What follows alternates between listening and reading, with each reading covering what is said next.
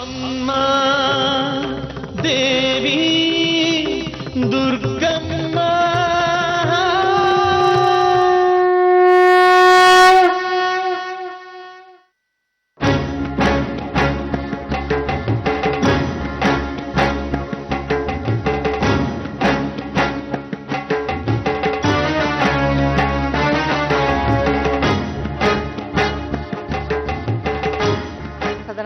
ನಿಂತ್ಕೊಳ್ಳಪ್ಪ, ನಿಂತ್ಕೊಳ್ಳೋ. ನಿಲ್ಲ, ಅದೇನು ಅಂತ ಮಾತಾಡ್ಕೊಂಡು ಬಂದ್ಬಿಡೋಣ ಬಾಮ್ಮ. ಬೇಡ ಸದಾನಂದ, ನಿನ್ ದೊಡ್ಡಪ್ಪನ ಮನೆಗೆ ಹೋಗದ್ ಬೇಡಪ್ಪ. ಅದೇನು ಅಂತ ಇವತ್ತು ಬಗೆಹರಿಸಲೇಬೇಕು ಬಾ. ನೀನೇನೋ ಬಗೆಹರಿಸೋದು? ನಿಮ್ ದೊಡ್ಡಮ್ಮನ ಅಲ್ವೇನೋ ದುಡುಕಿ ಅವಳನ್ನ ಕರ್ಕೊಂಡು ಹೋಗಿದ್ದು? ಏನೇನಾಗಿದೆ ಅಂತ ಎಲ್ಲ ಹೇಳ್ಬಿಟ್ಟು ಆದ್ ಮದ್ವೆಗೆ ಒಂದು ಮಂಗಳ ಹಾಡ್ಬಿಡ್ತೀನಿ. ಸದಾನಂದ, ಹೊರಗೆ ಅವರು ಬರ್ಲಿ ಬಿಡ. ನಮ್ಮನ್ನಲ್ಲಿ ಕರೆದಿದ್ದಾರೆ ಅಂದ್ರೆ ಊರವ್ರ ಮುಂದೆ ಮಾನ ಹರಾಜು ಹಾಕ್ಬೇಕು ಅಂತ ಕಾಣೋ ಸದಾನಂದ. ನಮ್ಮನೆ ವಿಷಯ ನಮ್ಮನೇಲೇ ಇರ್ಲಪ್ಪ. ಬಾರೋ. ನೀನ್ ಯಾಕಮ್ಮ ಇಷ್ಟೊಂದು ಹೆದರ್ತಿದ್ಯಾ? ಯೋಗ್ಯತೆಗಳು ಗೊತ್ತಾದ್ರೆ ಬದುಕು ಸುಲಭ. ಮಗಳು ಮಗಳು ಸೀಮೆಲ್ ಇಲ್ದಿದ್ ಮಗಳು ಅಂತ ಮೆರಿತಾ ಇದ್ದಾರೆ ದೊಡ್ಡಪ್ಪ. ಸುಮ್ನೆ ಬಾ. ಮೆರೆದ್ರೆ ಮೆರಲಿ ಬಿಡ, ಊರದ್ರೆ ಊರದ್ ಬೂದಿ ಆಗ್ಲಿ. ನೋಡಪ್ಪ, ನಿನಗೂ ಅಕ್ಷತನ್ ಮೇಲೆ ಪ್ರೀತಿ ಇಲ್ಲ, ನನಗೂ ಪ್ರೀತಿ ಇಲ್ಲ. ಹೋಗಿ ತವ್ರ ಮನೇಲಿ ಕೂತಿದ್ದಾಳ ಕಣೋ, ಕೋರ್ಲಿ ಬಿಡು. ಸದಾನಂದ, ನಾವು ನಮ್ಮನೆಗೆ ಹೋಗ್ಬಿಡೋಣ. ಬಾ, ಬಾರೋ ಬಾರೋ. ಮಾ ನಿಂತ್ಕೊಳಮ್ಮ. ನೋಡಮ್ಮ, ನೀನ್ ನನ್ನ ಜೊತೆ ಸುಮ್ಮನೆ ಬಾ. ನಿನ್ ಯೋಗ್ಯತೆ ಬಗ್ಗೆ ಮಾತಾಡ್ತಿದ್ದಾರೆ ದೊಡ್ಡಪ್ಪ. ಹರಾಜ್ ಆಗ್ತೀನಿ ಇವತ್ತು, ಬಿಡುಗಡೆಲ್ಲ ನಾನು. ಅದಕ್ಕೋಸ್ಕರ ಅವ್ರ ಮನೆಗೆ ಹೋಗ್ತಾ ಇರೋದು. ಅಕ್ಷತನ್ ಗಿರ್ಕಂಬರಕ್ಕಲ್ಲ, ಅವಳಿಗೆ ತವ್ರ ಮನೆನೇ ಖಾಯಂ ಇತ್ಯರ್ಥ ಆಗ್ಲೇಬೇಕು ಇವತ್ತು. ಬಾ ಸುಮ್ನೆ.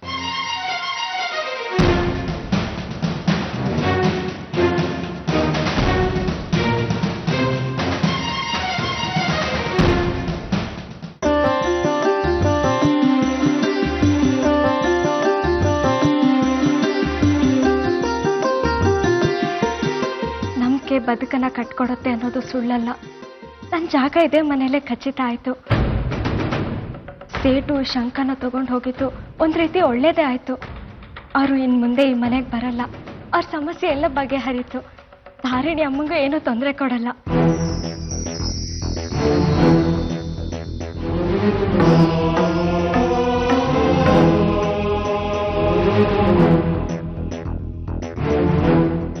ಶಂಕದಿಂದ ಶೇಟು ಸಮಸ್ಯೆ ಬಗೆಹರಿತು ಅನ್ನಕತ್ತಾಳ.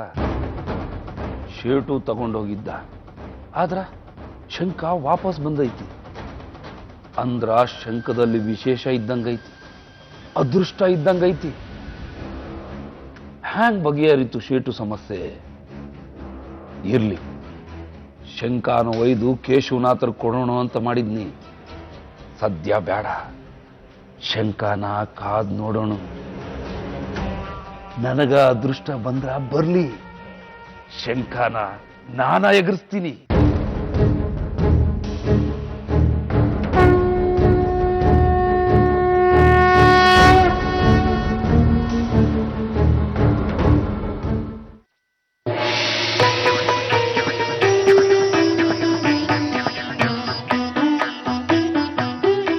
ನಿನ್ನ ಮೊದಲನೇ ಸಮಸ್ಯೆನ ಬಗೆಹರಿಸಿದ್ದೀನಿ. ನಿನ್ನ ಸಾಲ ತೀರ್ಸಿದ್ದೀನಿ. ಇನ್ಯಾವತ್ತೂ ಅವನು ನಿನ್ನ ಪೀಡಿಸೋದಿಲ್ಲ. ಯಾಕೆಂದ್ರೆ ಅವನಿಗೆ ಹಿಡಿದ ಪೀಡೆ ಹೊರಟೋಗಿದೆ. ನನ್ನ ನಂಬಿ ಕೆಟ್ಟವರಿಲ್ಲ. ನಾರಾಯಣಿ ನಮೋಸ್ತುತೆ, ನಾರಾಯಣಿ ನಮೋಸ್ತುತೆ. ಸೃಷ್ಟಿ ಸ್ಥಿತಿ ವಿನಾಶಾನಾಂ ಶಕ್ತಿಭೂತೆ ಸನಾತನಿ ಗುಣಾಶ್ರಯೇ ಗುಣಮಯೇ ನಾರಾಯಣಿ ನಮೋಸ್ತುತೆ.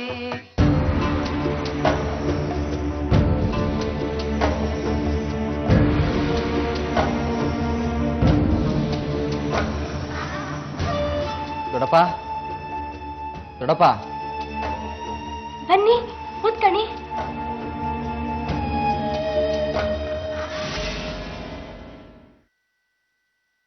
ಹೆಂಗಿದ್ರಿ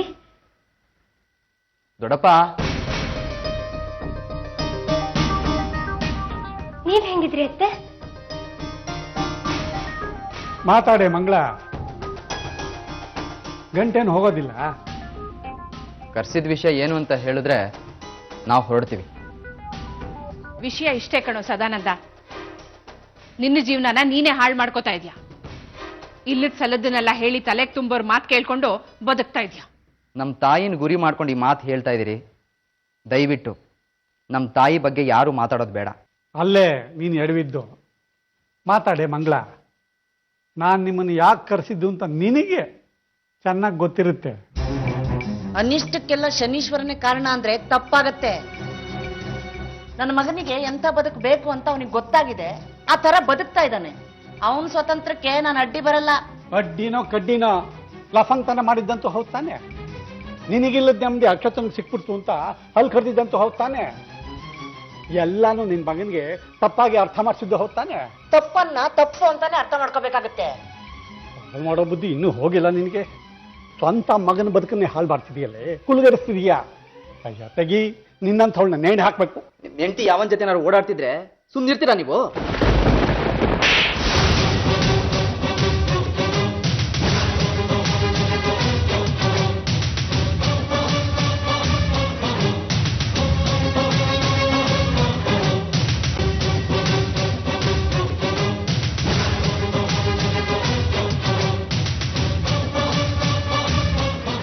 ಏನೋ ಅದು ಮಾತು ನಿಂತು. ದೊಡ್ಡಪ್ಪ ನಿನ್ಗವರು ತಂದೆ ಸಮಾನ. ಅಕ್ಷತನಿಗೆ ನೀನ್ ತಾಳಿ ಕಟ್ಟಿರ್ಬೋದು, ಆದ್ರೆ ತಪ್ಪು ಮಾಡದೇ ಇರೋರ್ಗೆ ಶಿಕ್ಷೆ ಕೊಡೋ ಅಧಿಕಾರನ ಭಗವಂತನಿಗೂ ಕೊಟ್ಟಿಲ್ಲ ಕಣೋ ಈ ಪ್ರಪಂಚ.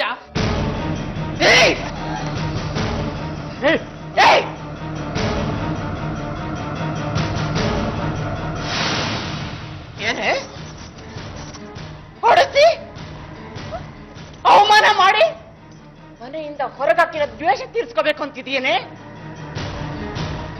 ಎಲ್ಲ ತಪ್ಪಾಗಿದೆ, ಕ್ಷಮಿಸ್ಬಿಡ್ಬೇಕು ಅಂತಿತ್ತು ಮನ್ಸಲ್ಲಿ. ಇನ್ನು ಸಾಧ್ಯ ಇಲ್ಲ. ಜೀವನ ಪರ್ಯಂತ ನೀನ್ ಈ ಮನೆಯಲ್ಲೇ ಬಿದ್ದು ಸಾಯ್ಬೇಕು. ಅವತ್ತು ನೀನ್ ನಮ್ಮನೆ ಕಾಲಿಡಂಗಿಲ್ಲ ಹೇಳಿರ್ತೇನೆ. ಹೇಯ್ ನಡಿಯ ಸದನ, ಇವತ್ತೇ ಆ ಲಾಯರ್ ದ್ವಾರಕಾನಾಥ್ ಹತ್ರ ಹೋಗಿ ಎಲ್ಲ ಇತ್ಯರ್ಥ ಮಾಡ್ಕೊಂಡ್ ಬಂದ್ಬಿಡೋಣ. ಬರ. ಮಂಗಳ ನಿಂತ್ಕೊಳ್ಳು. ಇಂಥ ನಾಚಿಕೆಟಳ ಜೊತೆ ಬದುಕೋಕ್ ನನ್ಗೆ ಇಷ್ಟ ಇಲ್ಲ. ಬಾಮ ಹೋಗೋಣ. ಹಲ್ಲೋದ್ರಿಸ್ತೀನಿ ಸದಾನಂದ. ಮೊದ್ಲು ನಿಮ್ ಮಗಳಿಗೆ ಹಲ್ಲೋದ್ರಿಸ್ರಿ. ಏನ್ ಮಗಳು ಅಂತ ಬೆಳೆಸಿದ್ರು. ಅಷ್ಟೊಂದು ಹಸುವಿದ್ರೆ ಬೇರೆ ಏನಾರ ವೃತ್ತಿ ಮಾಡ್ಬೇಕು. ಬಿಡ್ರಿ, ಸುಮ್ನೆ ಕಳಿಸ್ತೇನೆ ಅನ್ರಿ. ಮಂಡಿ ಕುಮಾರ 5,000 ರೂಪಾಯಿ ರೇಷನ್. ಪಕ್ಕದ ಮನೆ ರಮ ನೋಡಿದ್ರೆ ಅಕ್ಷತಾ ಮಂಡಿ ಕುಮಾರ ಜೊತೆ ಓಡಾಡೋದನ್ನ. ಇಷ್ಟಾದ್ಮೇಲೆ ನಾನು ಇವ್ರ ಜೊತೆ ಬಾಳ್ಬೇಕಾ? ಅಕ್ಷತನ ಮೇಲಿಂದ ಆಸಿಂದಲೇ ಅಲ್ವಾ ಮಂಡಿ ಕುಮಾರ ರೇಷನ್ ಕಳ್ಸಿರೋದು. ಎಲ್ಲ ಗೊತ್ತ್ರಿ ನನ್ಗೆ. ತಪ್ಪು ತಿಳುವಳಿಕೆ ಆಗಿದೆ ಕಣೋ. ಸತ್ಯ ಏನು ಅಂತ ನಾನು ಹೇಳ್ತೀನಿ.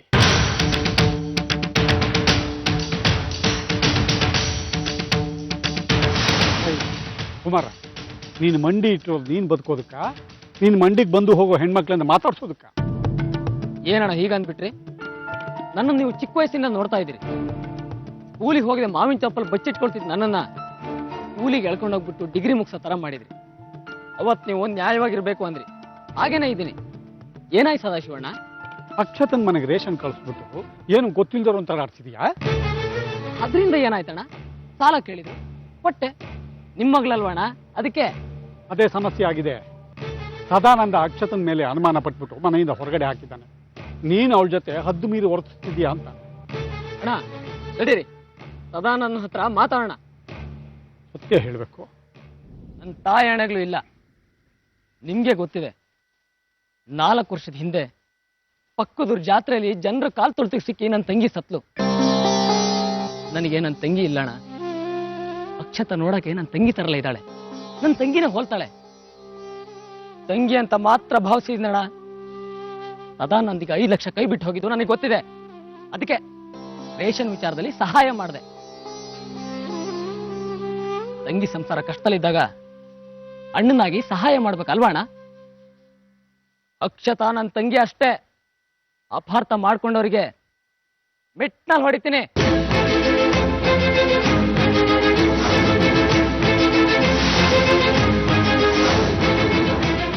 ಸತ್ಯ ಹೇಳಮ್ಮ, ಯಾಕಮ್ಮ ವಿಷ ಬಿತ್ತಿದ್ ನೀನು? ತಾಯಿನೇ ಅನುಮಾನಿಸ್ತೀಯಲ್ಲ ಸದಾನಂದ. ಸತ್ಯ ಹೇಳಲ್ವಾ ನೀನು? ಅವ್ರು ಹೇಳಿದ್ದೆಲ್ಲ ಸತ್ಯ ಅಂತ ತಿಳ್ಕೊತೀಯ ನೀನು? ತಾಳಿ ಮೇಲೆ ಪ್ರಮಾಣ ಮಾಡಿ ಹೇಳು. ಅಕ್ಷತನ್ ಚಾರಿತ್ರ ನಡವಳಿಕೆ ಸರಿ ಇಲ್ಲ ಅಂತ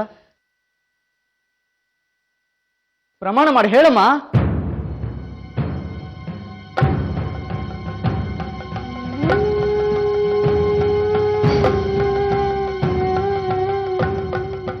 ಸಲ ಸಲ ಅವಮಾನ ಆದಾಗ ಪ್ರತೀಕಾರ ತೀರ್ಸ್ಕೊಂಡ್ಬಿಡ್ಬೇಕು ಅಂತ ಅನ್ಸ್ಬಿಡುತ್ತೆ ಸದಾನಂದ. ಅಕ್ಕ ನನ್ನನ್ನು ಹೊಡೆದ್ರು, ಅದಕ್ಕೆ ಕಾರಣ ಅಕ್ಷತ ಅನ್ನಿಸ್ತು. ಅವಳಿಗೆ ಬುದ್ಧಿ ಕಲಿಸ್ಬೇಕು ಅಂತ ಇನ್ನ ಅವಳ ಮಧ್ಯೆ ಬಿರುಕು ತಂದ್ಬಿಟ್ಟೆ. ನಿನ್ ಮನ್ಸಲ್ಲಿ ಅವಳ ಬಗ್ಗೆ ಕೆಟ್ಟ ಅಭಿಪ್ರಾಯ ಮೂಡೋ ಹಾಗೆ ಮಾಡ್ಬಿಟ್ಟೆ ಸದಾನಂದ. ಇದ್ರಲ್ಲಿ ಅಕ್ಷತಲ್ಲಿ ಏನು ತಪ್ಪಿಲ್ಲ ಕಣ. ಗೌರವ ಕಳ್ಕೊಳ್ಳೋ ಕೋಪ ಇಟ್ಕೊಂಡು ಬದುಕ್ಬಾರ್ದಮ್ಮ. ಸದಾನಂದ, ಇದೊಂದ್ಸಲ ನನ್ ಕ್ಷಮಿಸ್ಬಿಡಪ್ಪ. ಇನ್ಮೇಲಿಂದ ತಪ್ಪು ಮಾಡಲ್ಲ ಕಣ ಸದಾನಂದ. ಸದಾನಂದ, ನಿನ್ ಮೇಲಿದ್ದ ಗೌರವ ಎಲ್ಲ ಹೊರಟೋಗಿದೆ. ಅಪ್ಪ ನಿನಗೆ ಮಾಡ್ತಾರಲ್ಲ, ಒಡ್ದು ಬೈದು ಒದ್ದು, ಅದೇ ಸರಿ ನಿನಗೆ. ಗೌರವ ಕೊಟ್ರೆ ತಲೆ ಮೇಲೆ ಕೂತ್ಕೋತೀಯ. ಅಮ್ಮ ಮಗ ಅನ್ನೋದು ಇನ್ಮೇಲೆ ಇರಲ್ಲ.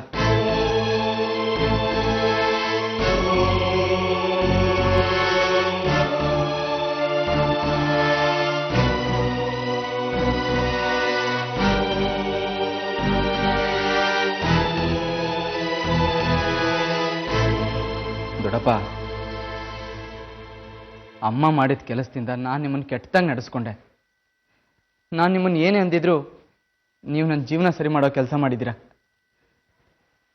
ದಯವಿಟ್ಟು ನಾನು ಕ್ಷಮಿಸ್ಬಿಡಿ ದೊಡ್ಡಪ್ಪ. ಏಳಯ್ಯ, ನೀವು ಚಿಕ್ಕವ್ರು ತಪ್ಪು ಮಾಡ್ತಾನೆ ಇರ್ತೀರಿ, ನಾವು ದೊಡ್ಡವ್ರು ತಿಳಿ ಹೇಳ್ಬೇಕು. ಅಯ್ಯ ತೆಗಿ, ಮೊದಲು ಹೋಗಿ ಅಕ್ಷತನ್ ಮಾತಾಡ್ಸು. ಹೋಗೋ.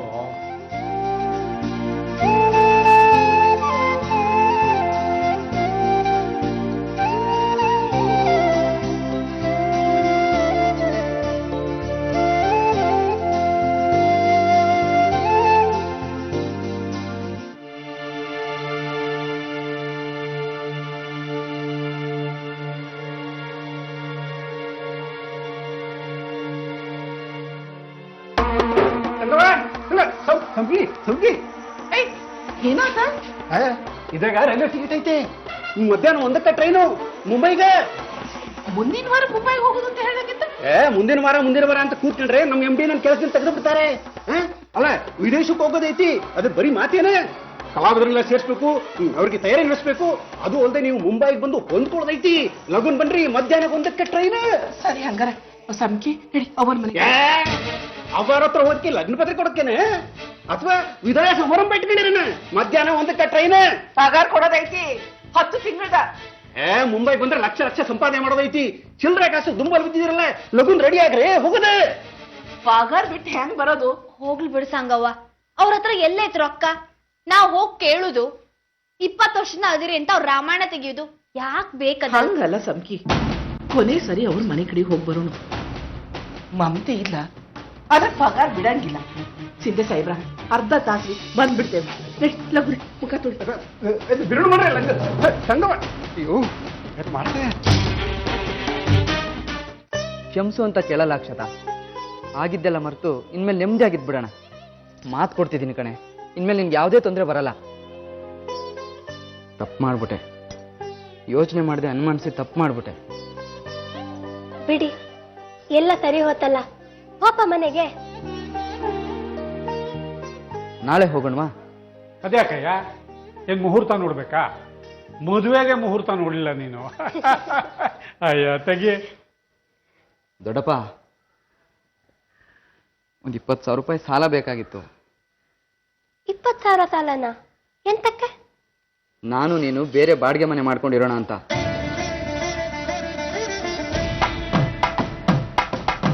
ಬಾಡಿಗೆ ಮನೆ ಯಾಕೆ? ಮನೇಲಿರೋರು ಯಾರು ಸರಿ ಇಲ್ಲ ಅಕ್ಷತಾ. ನಾನು ನೀನು ಬೇರೆ ಮನೇಲಿರೋದೇ ಸರಿ. ತಾಯಿ ಮಗನ ದೂರ ಮಾಡ್ಬಿಟ್ರಲ್ಲ ಭಾವ, ಇದೆಲ್ಲ ಸರಿನಾ ನಿಮ್ಗೆ? ಮಗನ್ನ ಸೊಸೆ ಪರ ಮಾಡ್ಬಿಟ್ರಲ್ಲ, ನೀವೆಲ್ಲ ಹಿಂಗ್ ಮಾಡ್ಬೇಡ. ನಾನು ಹಿಂಗಾಗಿರೋದು. ಅಮ್ಮ, ದೊಡ್ಡಪ್ಪನ ಬಗ್ಗೆ ಮಾತಾಡ್ಬೇಡ ನೀನು. ನಿನ್ ಸೊಸೆ ಬಗ್ಗೆ ಯಾರು ಕೆಟ್ಟಾಗಿ ಮಾತಾಡಿದ್ರೆ ನೀನು ನಿನ್ ಸೊಸೆ ಪರವಾಗಿ ನಿಲ್ಕೋಬೇಕು. ಅದನ್ನ ಮಾಡ್ಲಿಲ್ಲ ನೀನು. ಮಾತಾಡ್ಬೇಡ ನೀನು, ಮಗ ಅಂತಲೂ ಕರಿಬೇಡ.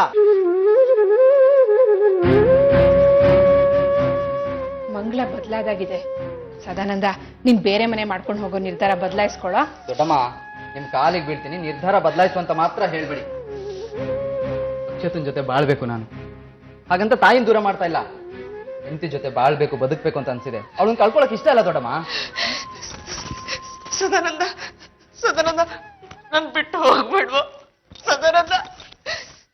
ಅಕ್ಷತಾ, ಬಾ ನನ್ನ ಜೊತೆ. ಒಂದ್ 2-3 ಮನೆ ತೋರಿಸ್ತೀನಿ. ನಿನ್ಗೆ ಯಾವ ಮನೆ ಇಷ್ಟ ಆಗುತ್ತೋ ಹೇಳು. ಆ ಮನೆ ಮಾಲೀಕರ ಹತ್ರ ಬಾಡಿಗೆ ಅಡ್ವಾನ್ಸ್ ಮಾತಾಡ್ತೀನಿ. ಬಾ. ಅಕ್ಷತಾ, ಅಕ್ಷತಾ, ನೀನಾದ್ರೂ ಒಂದ್ ಮಾತು ಹೇಳಮ್ಮ ಇವನಿಗೆ. ಹೇಳೆ. ಪಾಪ ರೀ ಅತ್ತೆ. ನಿನಗ್ ನಾನ್ ಬೇಕೋ ಬೇಡವೋ?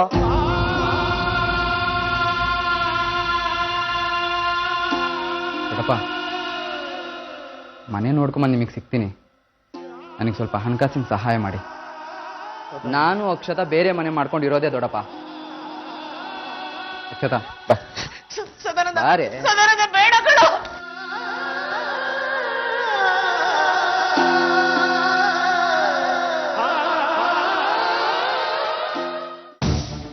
ಸೇಟು ಸಮಸ್ಯೆ ಬಗೆಹರಿಸಿರಿ. ನಮ್ ಪಗಾರ ನಮಗ್ ಕೊಟ್ಬಿಡ್ರಿ, ನಾವು ಹೊಂಟೇವ್. ರೆಕ್ಕೆ ಬಲ್ತಿದೆ. ಹೊಸ ಗೂಡು ಕಟ್ಟಬೇಕು ಅಂತ ಹುಟ್ಟಿದ ಗೂಡನ್ನ ಮರೆಯೋದು ಒಳ್ಳೇದಲ್ಲ. ಹೊಸ ಗೂಡು ಅಷ್ಟು ಬೇಗ ಹೊಂದಿಕೆ ಆಗೋದಿಲ್ಲ. ಹೊಸ ಗೂಡಲ್ಲಿ ಸಿಗೋ ಆಶ್ರಯ ಶಾಶ್ವತ ಅಂತ ಖಚಿತ ಇಲ್ಲ. ಪಗಾರ ಕೊಟ್ ಮಾತಾಡ್ರಿ, ಕೊಡದೆ ಮಾತಾಡ್ಬೇಡ್ರಿ. ಹರಡಿ ದೇಸಾಯಿ ಅವರ, ನಮ್ಗ ಬುದ್ಧಿ ಹೇಳ್ಬೇಡ್ರಿ. ನೀವು ಉಪದೇಶ ಕೇಳಲಿಕ್ಕೆ ನಾ ಇಲ್ಲಿ ಬಂದಿಲ್ಲ. ನಾವು ಬದ್ಲಾಗಿದ್ದ ನಿಮ್ಮಿಂದ. ಋಣದಲ್ಲಿದ್ದು ನನಗ್ ಗೊತ್ತಿಲ್ಲ. ನಿನ್ನ ಹಣ ಇಟ್ಕೊಂಡು ಹೊಸ ಗೂಡು ಕಟ್ಟೋ ಅಗತ್ಯ ನನಗಿಲ್ಲ. ಬಯಸಿರೋ ಹೊಸ ಜಾಗ ನಿನಗೆ ನೆಮ್ಮದಿ ಕೊಡಲ್ಲ ಅಂತ ನನಗನ್ನಿಸ್ತಿದೆ. ಅದನ್ನೇ ಹೇಳಿದೆ. ಈ ಮುಂಬೈ, ಶಿಂದೆ ಎಲ್ಲ ಒಂದು ಜಾಲ. ನಮಗ ನೀವು ನಿಮ್ಮ ಕಂಪ್ನಿ ದೊಡ್ಡ ಜಾಲ ಅನ್ಸ್ಲಿಕ್ಕೆ ಶುರುವಾಗೈತಿ. ನೀವೇನಾರ ಅನ್ಕೋರಿ, ನಮಗ್ ಪಗಾರ ಕೊಡ್ರಿ. ಮುಂಬೈಗ ಮಧ್ಯಾಹ್ನ 1 ಗಂಟೆಗೆ ರೈಲ್ ಐತಿ. ಸಿಂಧೆ ಸಾಹೇಬ್ರು ಕಾಯ್ಲಿಕ್ಕೆ ಹತ್ತಾರ. ಶಿಂದೆ ಈಗ ನಿನಗೆ ಮುಖ್ಯ. ಬದುಕ್ ಕೊಡಕ್ ಮುಂದಾಗ್ಯಾರ. ಇಲ್ಲಿಗಿಂತ ಹೆಚ್ಚಿನ ಪಗಾರ ಕೊಡ್ತಾರ, ಗೌರವ ಐತಿ. ವ್ಯವಹಾರಸ್ಥರು ಅವರು. ಸಂಬಂಧಕ್ಕೆ ಅಲ್ಲಿ ಬೆಲೆ ಇರೋದಿಲ್ಲ ಸಂಗವ. ನಿಮ್ ಹೊಟ್ಟೆಯಾಗ ಬೆಂಕಿ ಎದ್ದೈತಿ. ನಿಮಗಿಂತ ನಮಗ್ ಖ್ಯಾತಿ ಬರ್ತೈತಿ. ನಿಮ್ಮನ್ನ ನಾವು ಮೀರಿಸ್ಬಿಡ್ತೇವು ಅಂತ. ಧಾವಂತದ ಬದುಕಿನಲ್ಲಿ ಸಮಾಧಾನಕ್ಕೆ ಜಾಗ ಇಲ್ಲ. ಬೆಂಕಿ ಎದ್ದಿರೋದು ನೀನ್ ಅನ್ಕೊಂಡಿದ್ದನ್ನ ಸಾಧಿಸ್ಬಿಡ್ತೀಯ ಅಂತ ಅಲ್ಲ. ನೀನ್ ಅನ್ಕೊಂಡಿದ್ದು ಆಗದೆ ಬೇರೆ ಏನೋ ಆಗ್ಬಿಟ್ರೆ ಆಗ ನೀನು ಸಂಪಿಗೆ ಎಷ್ಟು ಒದ್ದಾಡ್ಬೋದು ಅಂತ. ಮಕ್ಕಳು ನೀವು ನನಗೆ. ತಾಯಿ ಮುಂದೆ ಮಕ್ಕಳು ನಲಗಬಾರ್ದು. ಬೆಣ್ಣೆ ಹಚ್ಬೇಡ್ರಿ, ರೊಕ್ಕಿದ್ರೆ ಕೊಡ್ರಿ. ಇಲ್ಲ ಅಂದ್ರ ಬನಶಂಕರಿ ಅವನ್ ಪಾದಕ್ ಹಾಕಿ ಕಳೆದೆ ಪಗಾರ ನಾನ್ ಕತ್ತೀನಿ. ನೀನು ಹೊರಡೋಕ್ ಮುಂಚೆ ನಿನಗೆ ಏನೇನ್ ಸೇರ್ಬೇಕೋ ಎಲ್ಲ ಸೇರುತ್ತೆ.